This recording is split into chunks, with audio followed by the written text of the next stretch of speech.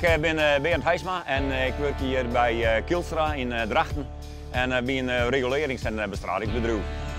En wat dorst? Ik ben heftruckchauffeur.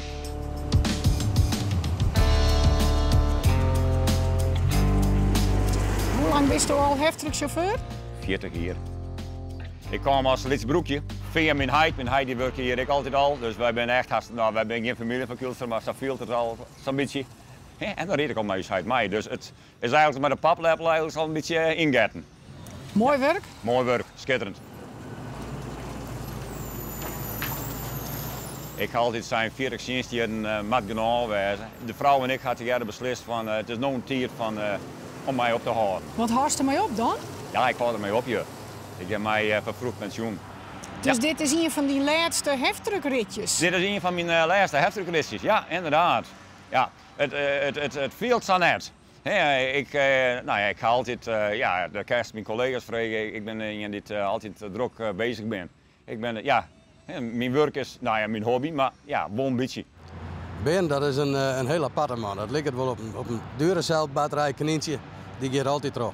Van morgens betijd tot jongs laat. En dan thuis nog Nifli, die man die had zoveel energie. Wat nievelt hij zo al? Hij maakt alles wat met houten meidjes had en van beton, alles in het miniatuur. Je kunt ze eraan bedenken. Die maakt het.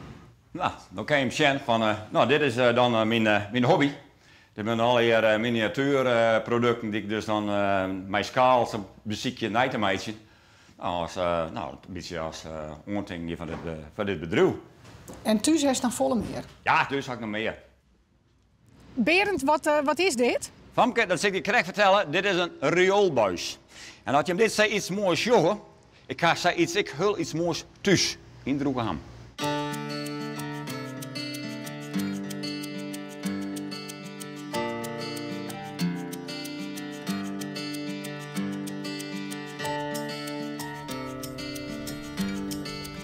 Waar gaan we nou heen, Berend? Wij gaan achter op het tuin en dan ligt die mooie grote rioolbuis die ik hem dus in Drachten niks aan laten. Dat zit je mee achter de hoesje aan laten.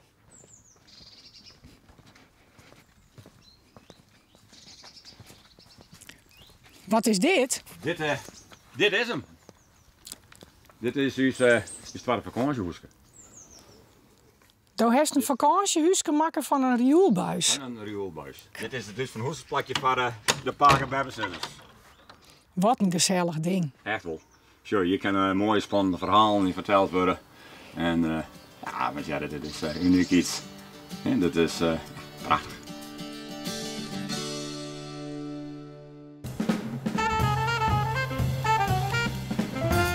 Mooi, ik zal dit even in orde maken, jongens. Hé hey, Jeroen, Hielke, mag ik deze hier wel even achter zetten? Mijn zwager heeft wat in de war. In de war, nou dat Ja. is logisch dat zijn vrouw in het ziekenhuis leidt. Hoi Martijn, hoi Isa. Is hij doof? Hartstikke doof. Een broer van hem, ik doof. En een zuster van die is blind. Oké, nou we gaan zitten Willemke. We gaan aan het werk jongens, want we zijn net van de lol. Allemaal klaar? Hielke, tel maar. 1, 2, 3, 4. Hey! Hey!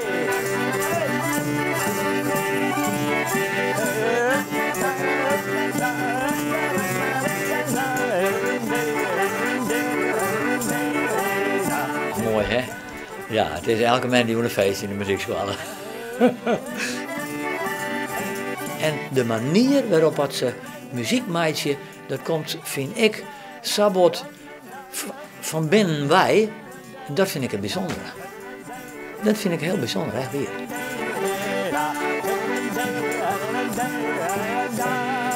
Hielke barst erin, machtig. Maar ja, Hielke, die vertel ik net jonger op. Hè? Want als het is Hielke er echt vanaf het begin bij. Dus toen zijn we wel haast 30 jaar jonger. Iedereen goed opgelet, want dit is je grote kans. Luister goed naar wat ik zeg, want hier komt de... Boudendans!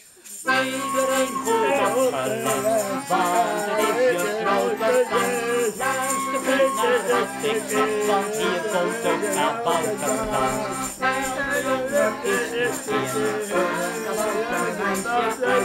Neem maar bij de hand en doe een stap vooruit. Draai een keer in de voet, uit de voet op de grond. Maar je armen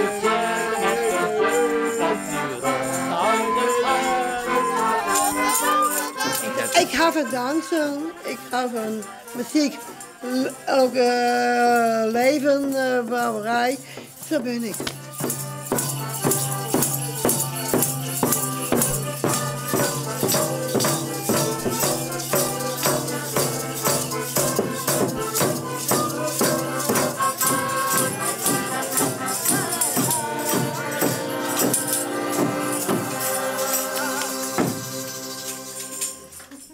Mijn grootste vriend. Machtig. Ja, inderdaad. Ja, want ik ben helemaal wij van hun. We gaan samen banken in een van de jaren en zo. En dus ze ben zo vertrouwd met elkaar. Dus ik ben gewoon vriend. Ja. Ik had weer één Dineke, die is een paar maanden lang verhuizen. Dineke Smit. En die bellen me, gelukkig doet ze dat net al, ja, maar die had me een stuk of 20 jaar lang elke dag opbellen. Om alles te vertellen.